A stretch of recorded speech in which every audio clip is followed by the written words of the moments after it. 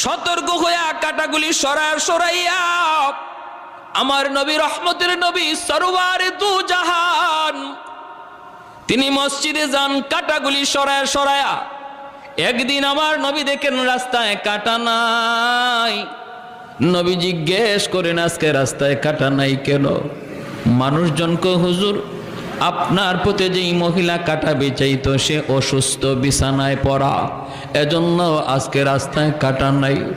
রহমতের নবী কয়, আমারে তোমরা নিয়ে যাও, আমি আমার বুড়ি মারে, অসুস্থ মারে দেখতে যাব। যেই মহিলা আমার নবীর পায়ে থেকে রক্ত ছড়াইলো, ওই মহিলা অসুস্থ হয়েছে, নবী তারে দেখতে বাড়িতে যাইতেছেন। জোরে কন্যা সুবহানাল্লাহ। আমরা কইলে বলতাম তাড়াতাড়ি মরে না কেন?